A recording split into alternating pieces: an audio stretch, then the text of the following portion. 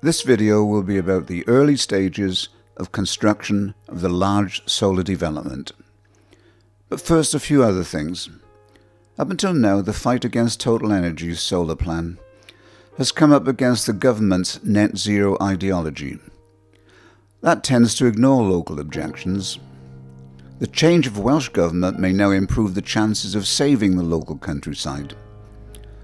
The developers will still have to make their planning application, and before that there needs to be formal consultation. So there's time for us to act, but no time for complacency.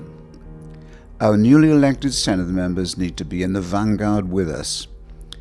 In my inquiries, none of them have told me that they're in favour of the development.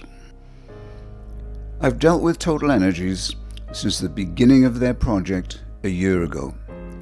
I soon got the impression that they'd chosen a 300-acre, complicated site over 4 miles of countryside without appreciating the difficulties of road access, let alone transport around the site. After a year, it now seems as if they don't even know the appearance of the solar panelled areas. There's also a large gas main underground across the fields that they didn't mention. I believe that the ability to connect to the grid at the waterworks was a factor in going for the otherwise unsuitable location. I'm surprised that Welsh Water, with its need to be environmental, would be central to the destruction of our landscape. I've heard something else surprising, that the scheme was hatched by a local land agent. There are many things we haven't been told yet, but I've learned not to trust what I have been informed of, so I'm going to use what little I've got, plus resources from other solar sites, to form an impression of the possible early stages of the project, which themselves would be very destructive. If permission is announced, property prices in local communities will drop.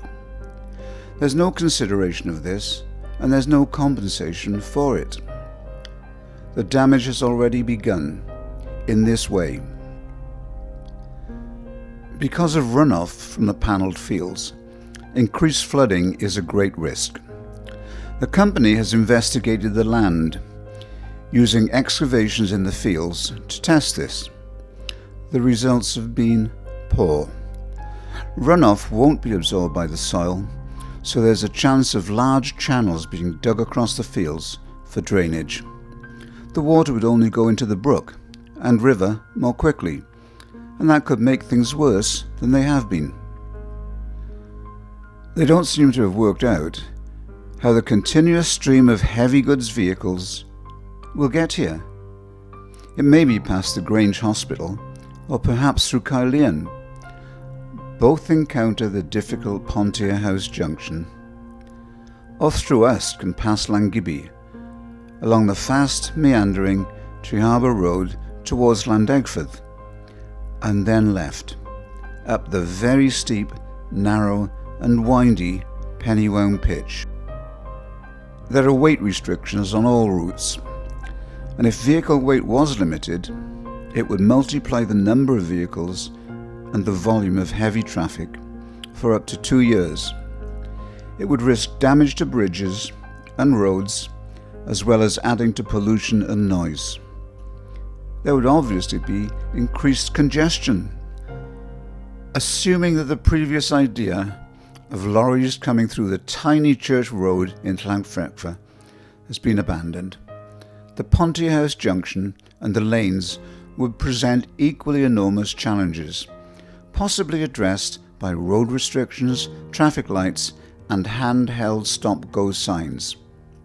But the danger and the difficulties would not end there. The bendy lanes are narrow, with hedgerows and trees. There are infrequent, small passing places, and little room to turn into and out of fields. Manual intervention by signalling is sometimes used for passing and queuing in such situations. As well as heavy goods vehicles, there would be the regular movement of workforce cars and the parking of them. Maybe worse, there's a long-established popular riding stables near the top of Candour Road. It's precious to lots of people, and the sight of horses in our lanes is a cultural heritage. This activity would be one of the first affected. People just wouldn't want to go through busy lanes. Other forms of recreation will also be damaged immediately and perhaps brought to an end. Materials movement could include over 1,000 tons of stone aggregate for 6 kilometers of roadways through fields, large steel frames for supporting the solar panels, many thousands, many tons of panels and drums of large electrical cable, electrical transformers, inverters, and miles of fencing and lighting. There may also be the need to move soil, debris, and vegetation away from the site. Workforce amenities and equipment storage would also have to be brought into the large site building operation. 2 fields are currently planned for storage of materials. One is about a mile up the lane at the end of Shaftesbury Farm. The other is more towards Llanfrechfa. Construction itself needs field openings that allow large vehicles to turn. Openings will be made or widened with damage to hedgerows. Drainage trenches may need digging. Excavators will be busy. Pile driver holes will be made everywhere. The groundwork can be messy and the lanes will get muddy. Second only in duration to the 40 years of damaged, compressed, blackened fields will be that long period of pile driving. Countless sequences of long supports deep into the ground to carry the panels, many higher than normal. There are different types of piles and different methods of getting them into the ground, but a popular method is by hammering them repeatedly with a machine. It's a long and noisy job. I'd be surprised if the pile driving isn't heard for miles around and becomes a feature of life in the community.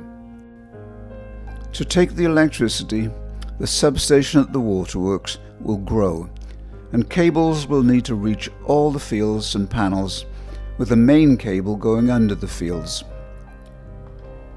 However, just before the election, I wrote to many of the Senedd candidates for the areas affected by the solar plan.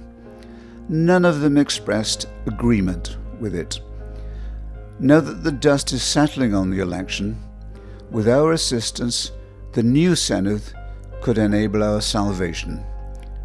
Right now, Labour policy is against us, as was shown at the Ponthir Village Hall in Any Questions. Reform and Conservatives are dead against solar. The Greens need persuading, and the others are in between. Worryingly, word is afoot that the developers are already thinking of bribery with local charitable grants. This would not compensate for a loss of the fields and for the widespread drop in house prices.